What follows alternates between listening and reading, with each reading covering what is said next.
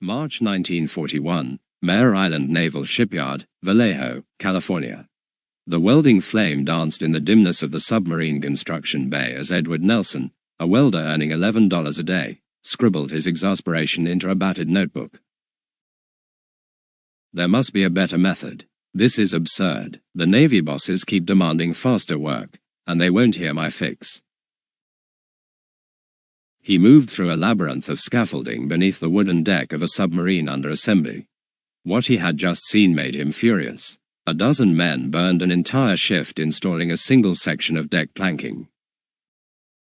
Towering scaffold systems filled the compartments below each wooden deck. Men with wrenches crouched in cramped spaces, spinning nuts onto bolts that came down from above. Hours and hours to secure wooden boards to steel frames.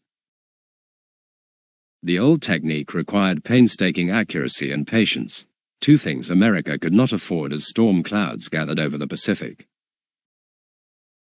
Yet, in what would soon become one of the busiest shipyards in the nation, fastening methods remained unchanged for decades. The man at the center of this frustration was Theodore Edward Nelson, 36, a California native who had learned his mechanical trade the hard way. 15 years in machine shops across the state taught him how metal responded, how electricity behaved, and how practical problems could be solved, if only someone would listen. What the Navy supervisors didn't realize was that this disgruntled welder had already found the answer. What Nelson didn't yet understand was that his straightforward idea, dismissed by his superiors, would soon save the U.S. Navy tens of millions of labor hours and alter naval construction permanently.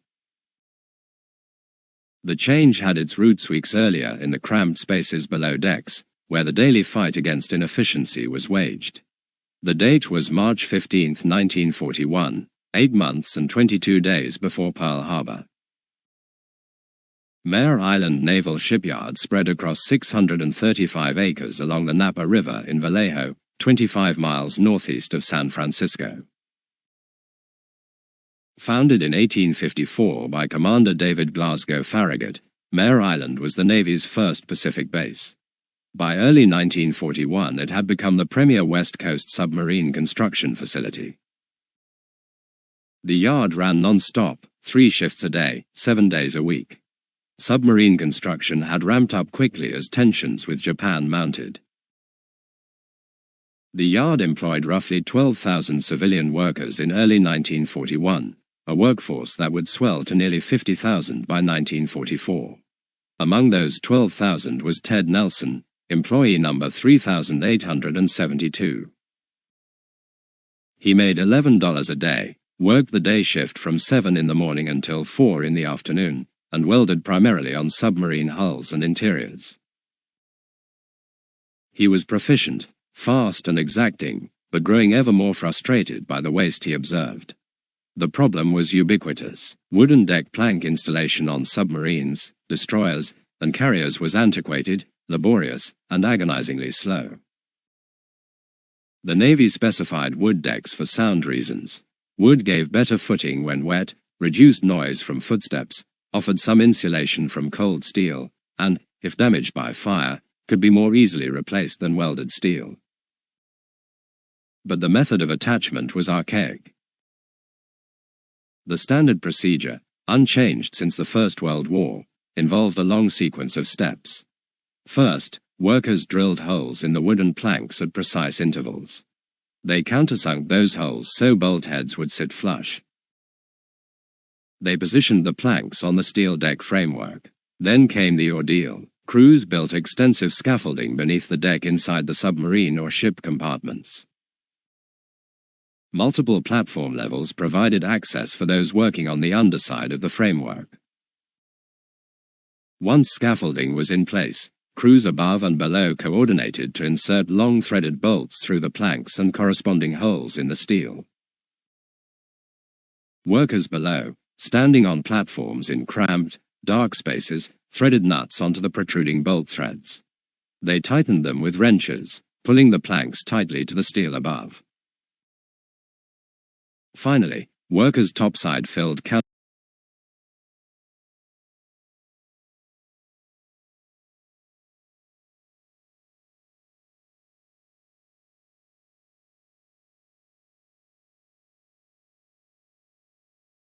On a submarine, this could mean several hundred square feet of wood and thousands of attachment points.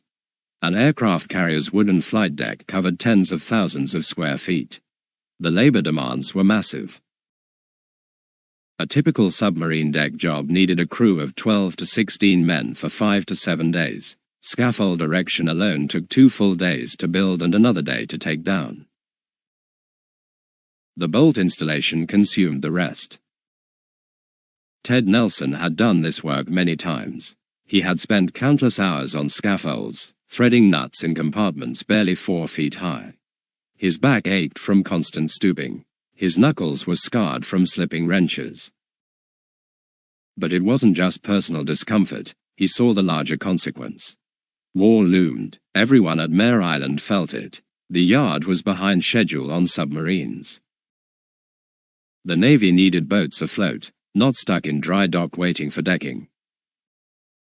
Every lost day was one closer to conflict. Nelson had been turning the problem over in his head for months during repetitive welding work. The solution seemed obvious. Instead of bolting from above and threading nuts from below, why not weld attachment studs directly to the steel framework? Weld from one side only, from above. No scaffolding, no nuts, no cramped below deck crews. A threaded stud, essentially a headless bolt, could be welded to the steel framework in a heartbeat. The wooden planks would have threaded inserts or special nuts to fasten to those studs. The whole operation could be done from the top side. No more below-deck access needed. Nelson had seen stud welding used in limited contexts before. The idea existed for welding studs to flat horizontal plates using a small pile of flux powder. A stud would be placed into the flux, an arc would fuse it to the plate. But that method worked only on horizontal surfaces. Flux powder would fall off vertical or overhead surfaces. Naval construction demanded welding in every position, vertical, overhead, angled. That technical hurdle had stymied engineers for decades. How to make stud welding work in non-horizontal positions. Nelson thought he'd found the answer. Rather than loose flux powder, encapsulate the flux inside a small ceramic cap affixed to the end of the stud. The cap would hold the flux in place regardless of orientation.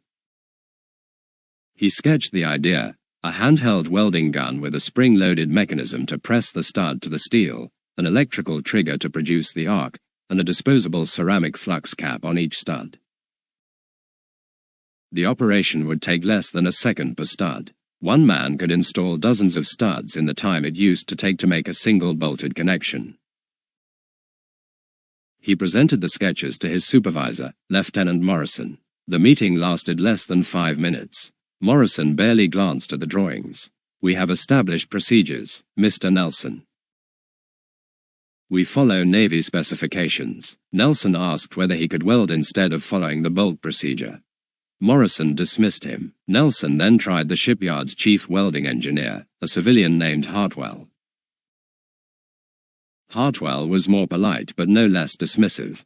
"If it were that easy, someone would have done it already," he said. "You need approval from the Bureau of Ships in Washington.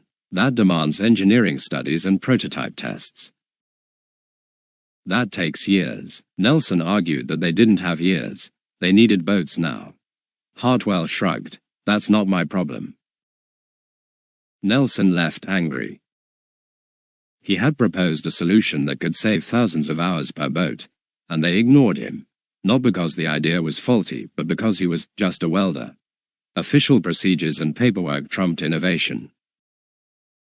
He tried one more route, a formal letter to the shipyard commander, Captain Thomas Withers.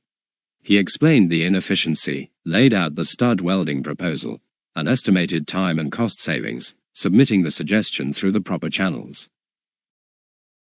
3 weeks later came a form reply. "Thanks for your suggestion. All technical proposals are reviewed by the Bureau of Ships. The usual review process takes 18 to 24 months. You'll be notified if the proposal is approved." 18 to 24 months. By then the war might be won, or lost. Nelson crumpled the reply. That night he decided to build it himself. If the Navy wouldn't listen, He would prove the concept. He cleared space in the garage behind his small Vallejo cottage. His wife Emma watched with worry as he gathered scrap steel and welding gear.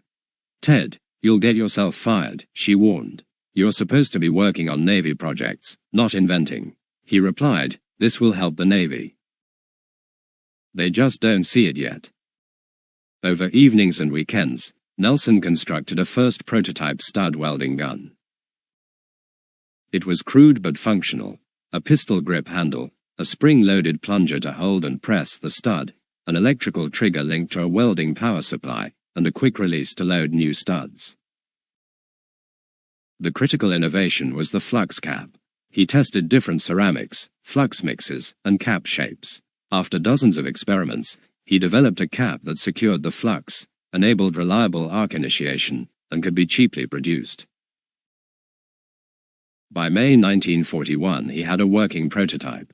He tested it on scrap steel in every position: horizontal, vertical, overhead, angled, and it worked. A stud fused in less than a second, producing weld strength exceeding that of traditional through bolts. Crucially, it required no access to the underside. He demonstrated the prototype to fellow welders during lunch. They were excited. "This will save so much time," one said. "Show it to Morrison," another urged. Nelson shook his head. "I already did." He wasn't interested. One welder suggested quitting and selling the gun to other yards. The idea of business never crossed Nelson's mind. He was a tradesman, not an entrepreneur. But the more he considered it, the more sense it made. On June 20, 1941, Nelson resigned from Mare Island. Morrison tried to dissuade him. "You're a good welder, don't throw away a steady job." But Nelson had decided, "I'm going to make welding guns, and when the Navy comes back asking to buy them." I hope you remember this. He left with $11 in his pocket, a garage full of tools, and an iron belief in his invention. He incorporated the Nelson Specialty Welding Equipment Corporation on July 1, 1941. He borrowed $95,000 from the Reconstruction Finance Corporation and rented a small workshop in Vallejo to begin producing stud welding guns. The early months were tough. No customers, no reputation, no distribution. He made sales calls demonstrating the gun. Most were skeptical, a few tried demo units. Slowly orders trickled in.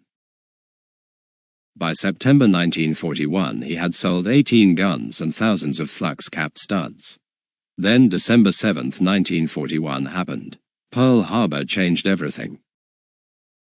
The Japanese assault destroyed or damaged battleships, cruisers, destroyers, and nearly 200 aircraft. 2,403 Americans died. The United States was at war. Shipbuilding surged. The Kaiser yards began turning out Liberty ships. Mare Island, Bethlehem Steel, and other yards went to triple shifts. Every facility faced the same problem: how to build ships fast enough. Nelson's phone started ringing. The purchasing agents who had dismissed him weeks earlier wanted large orders. Kaiser bought 50 guns and 10,000 studs. Bethlehem Steel placed a large order. Even Mare Island, where he'd been rebuffed, ordered 60 guns and 20,000 studs, processed by Morrison without apology, just a brisk requisition.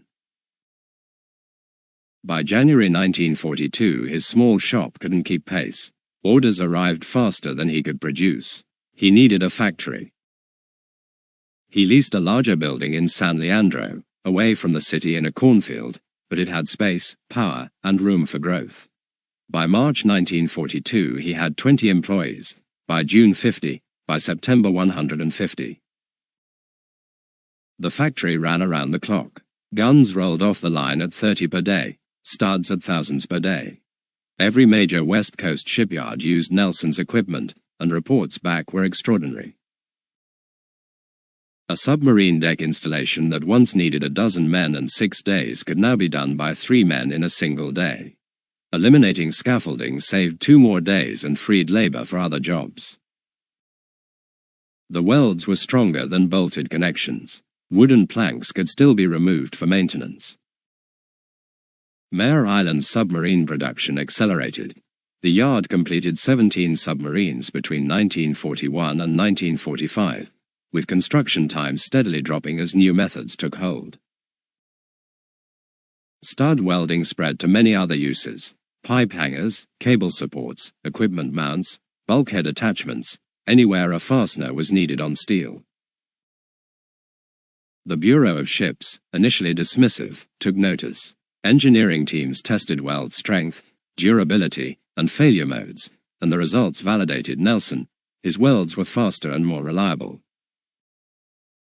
On November 19, 1942, 11 months after he left his welder's pay, a delegation of Navy officers visited his San Leandro plant. Captain Harrison, representing the Bureau, told Nelson the Navy had evaluated the process and estimated Nelson's invention had saved the Navy an estimated 5 million man-hours in the previous 10 months. A figure expected to rise as adoption widened. Nelson was stunned. They had earlier ignored his proposal.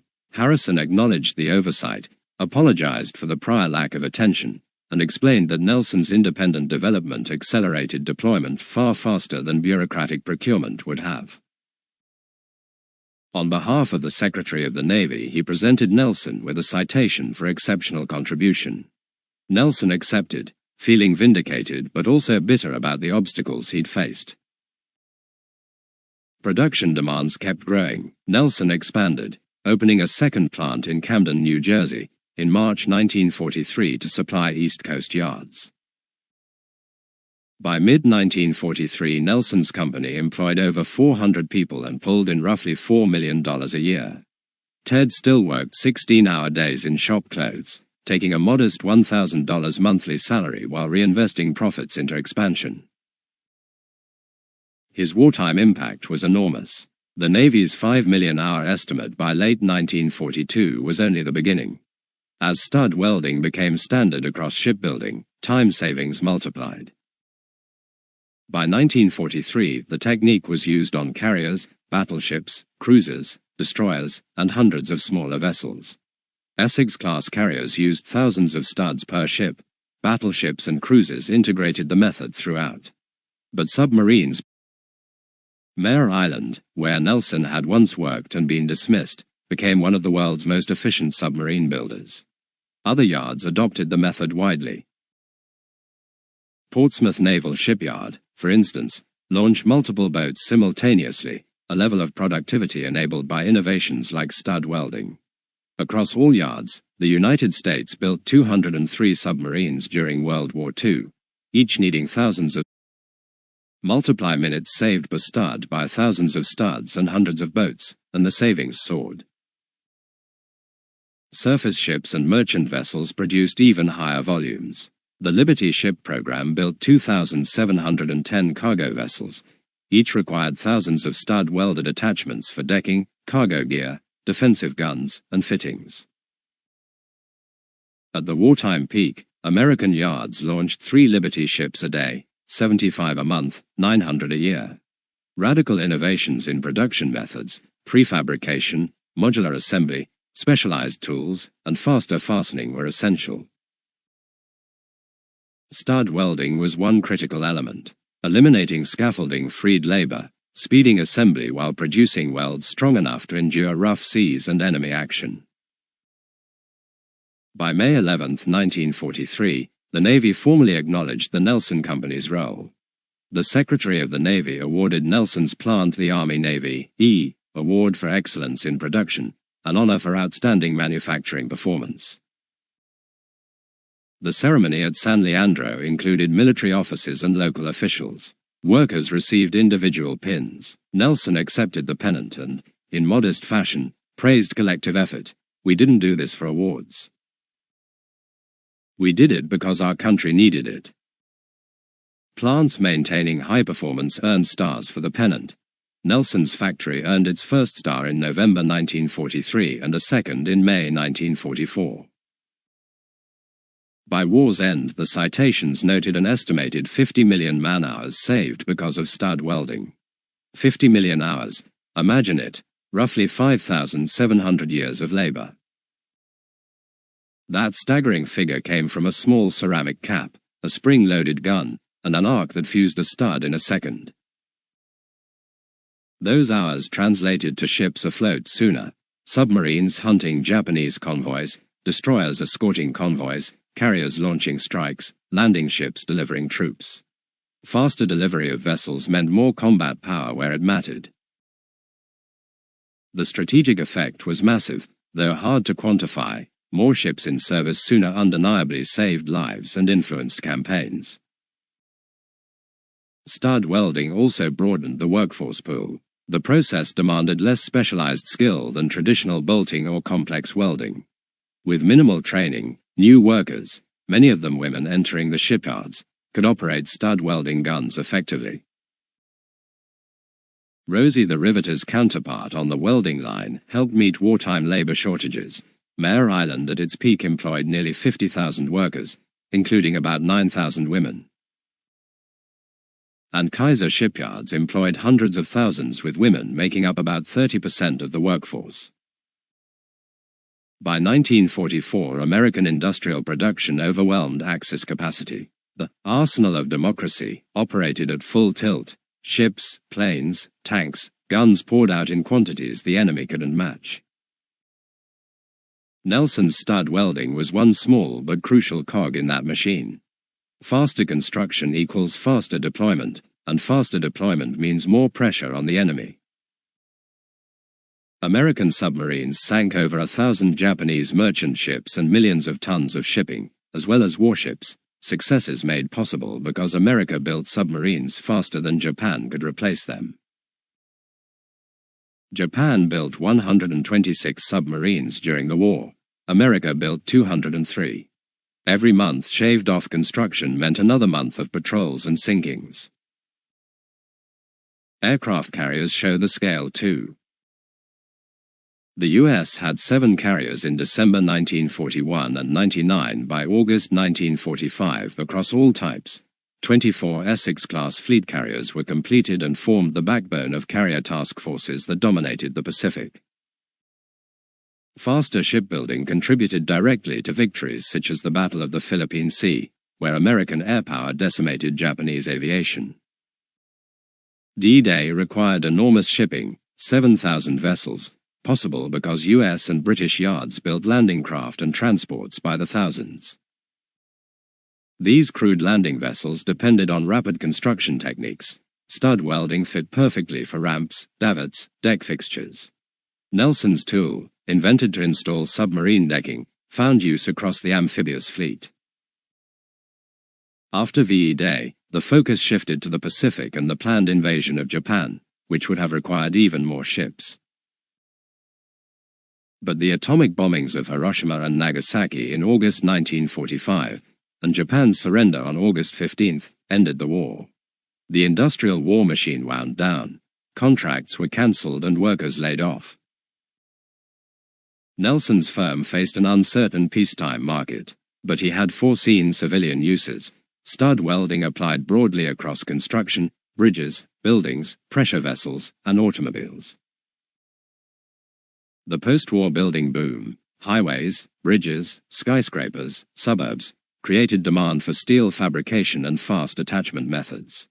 By 1948, Nelson had transitioned into peacetime markets, developing new stud designs and improved guns. In 1950, Nelson sold his company to TRW, securing his financial future and stepping away from day-to-day management, though his name remained on the product line. Over subsequent decades, the brand changed hands several times. Ultimately, the technology continued under different corporate owners.